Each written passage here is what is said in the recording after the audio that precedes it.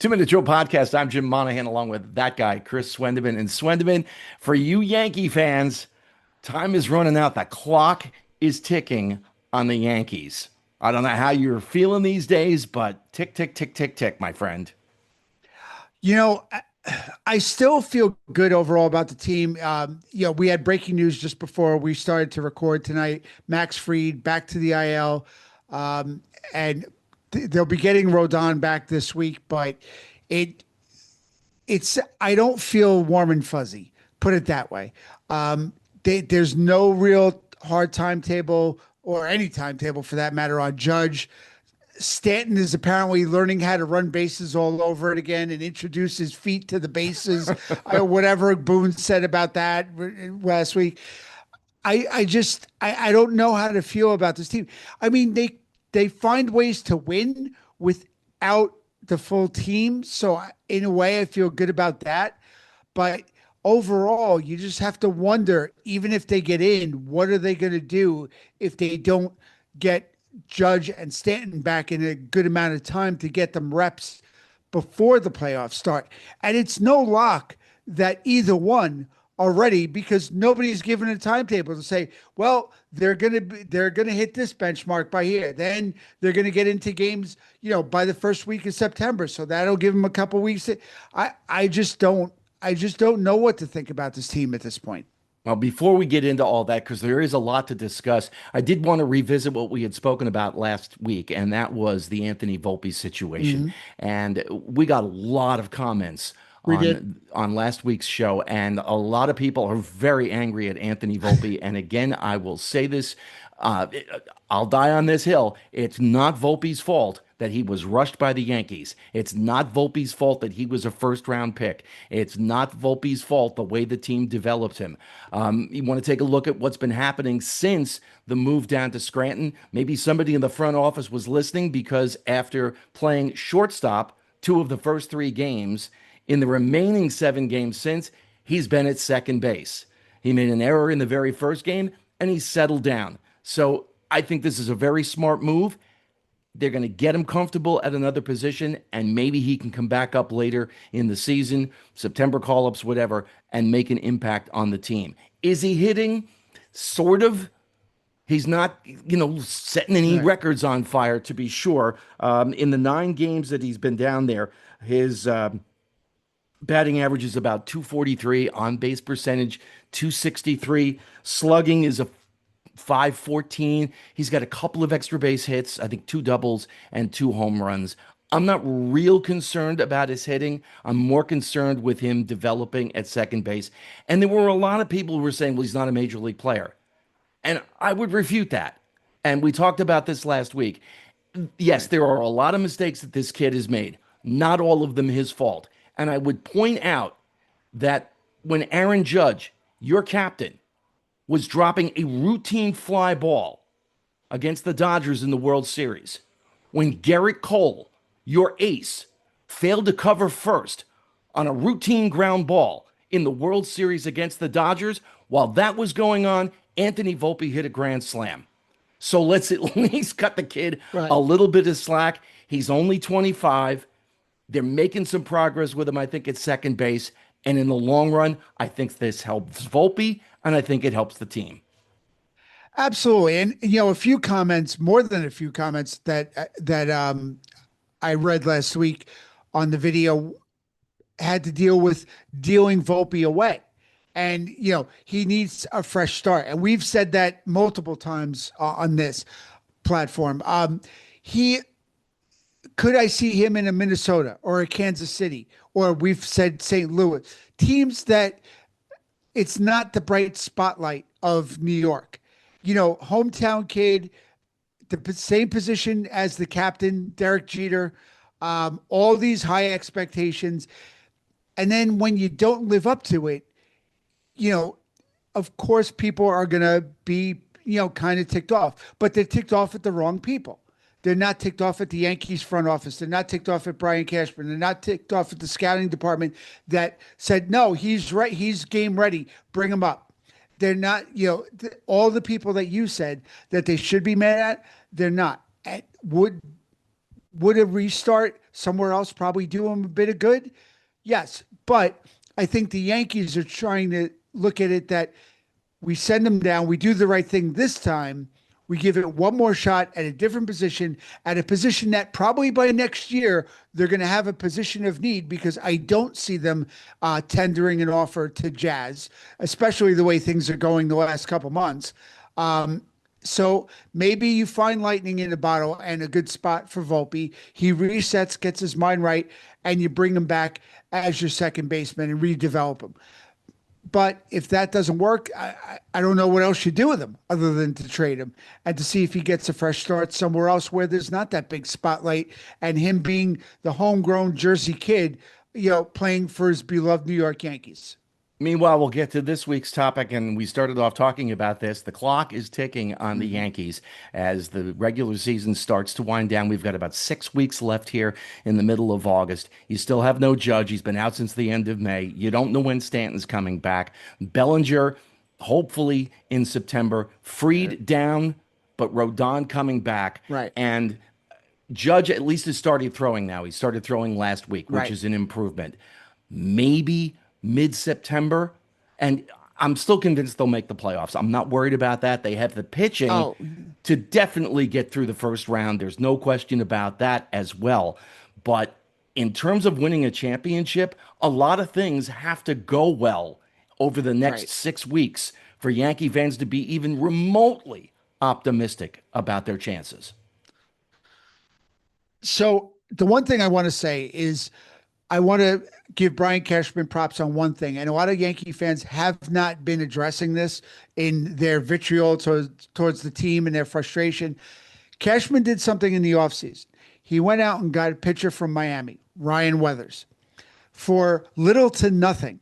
How big has that acquisition been with not having Cole for the first month and a half, losing Max Fried, losing Rodon, losing Max Fried again? This kid has been steady Eddie in the rotation with Schlittler and Warren the entire season. You know what?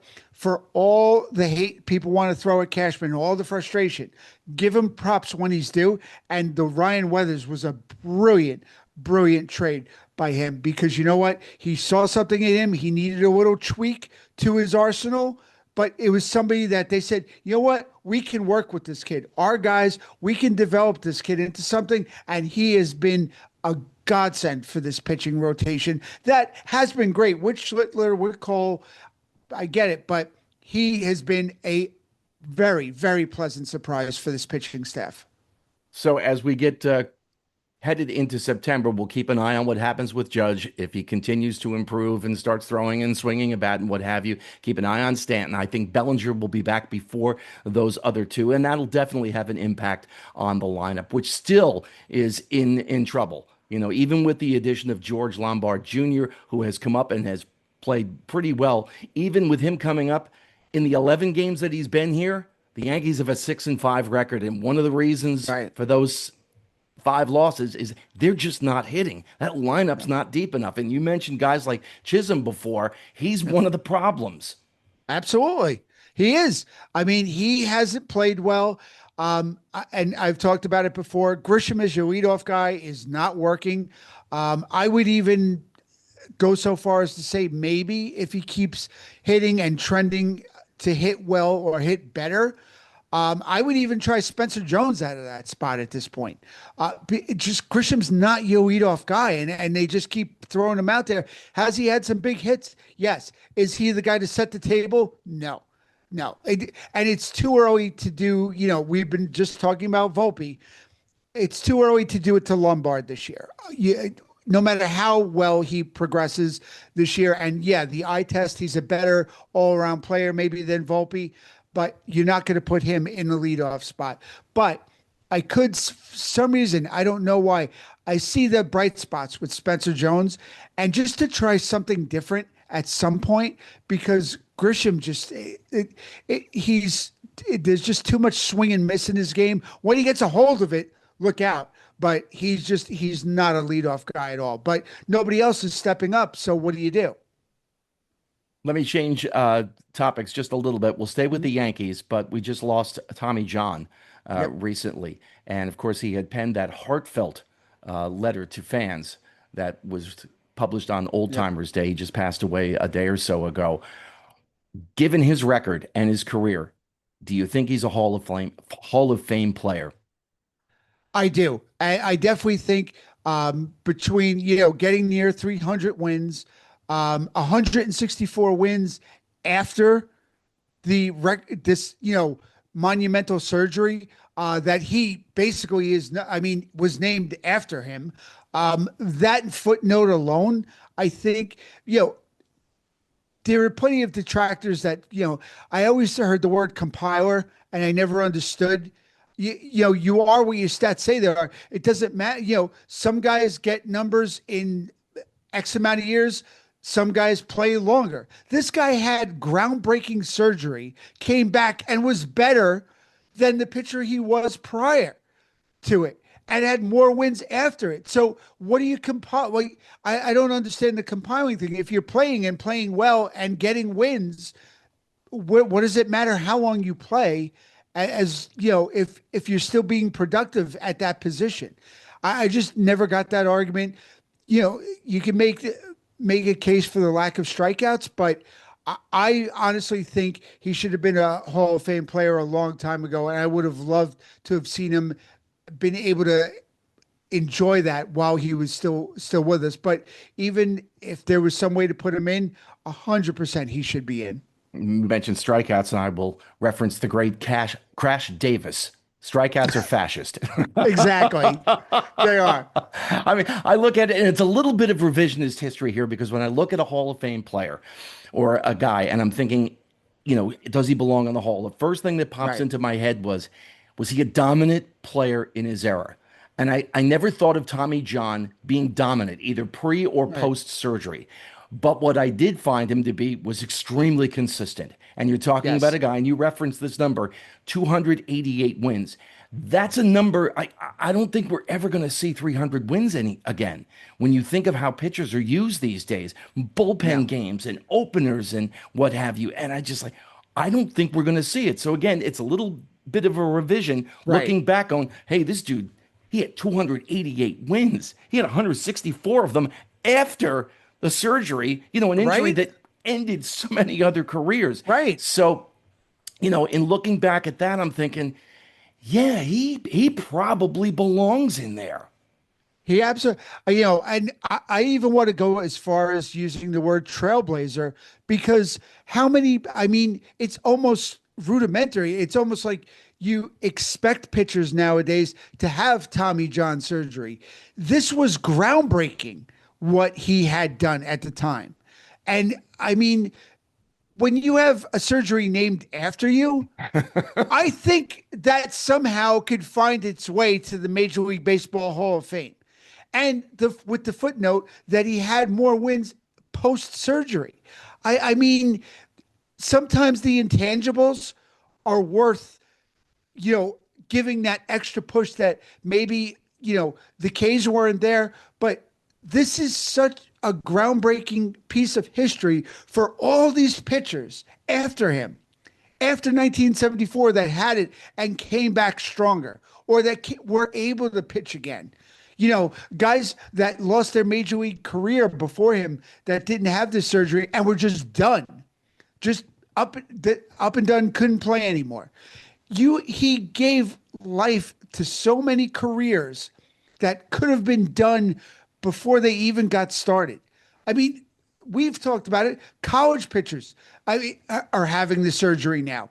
It's not it when you used to hear it, it was like, all right, but now it seems almost like a matter of when, not if pitchers will have it, especially pitchers that throw really hard. But I think that alone gives you the opening to say, listen, this guy was an absolute trailblazer in what he did for so many. That has to count for something for a Hall of Fame induction to me. We could do an entire episode on Tommy John surgery because you just mentioned, college players are getting it's Right. well below the college age. I mean, Oh, high school right. players are constantly getting surgery and having UCL issues. And here we are, more than 50 years after this surgery, Right. and they continue to make improvements in the whole thing. And I don't want to get too deep into that rabbit hole Right. because, as I said, it could be a whole episode unto itself. But I think, what he did just by saying, when Dr. Job approached him and said, I think we Yeah. should try this, let's do it. Like, what's the worst that could happen? And you Yeah. think of how many careers, as you just referenced, were saved as a result of other guys, other doctors learning the procedure, other pitchers saying, yeah, let's try this. Now you wonder, had this been around for Sandy Koufax, what would Koufax have been Right. like, had he been able to undergo a procedure like that? Yeah, I mean, think of how many pitchers came before Tommy John that didn't have the option to have this surgery, that maybe their careers would have been lengthened by this. You don't, you can play the what if game all you want, but the proof is in the pudding. After Tommy had the surgery, look at how many pitchers did undergo that surgery and came back and were able to pitch, for how many more years after that. That is the fact. And that should be enough to, with the 288 wins, with the 164 after the surgery, to put him in the Hall of Fame. There's no question in my mind he should be a Hall of Famer. Absolutely. Hey, as we wrap up this episode, I do want to remind you, we love hearing from you. We got a lot of comments on last week's episode. We love having Yep. the interaction back and forth with you. Like, subscribe, comment. Keep those cards and letters coming in, boys and girls. If Keep you them li- coming, folks. if you like what we do, tell a friend. You hate what we do, tell an enemy. Just make sure you tell somebody, and we'll catch you next week. Thanks, Chris. You got it, Chip. Be well.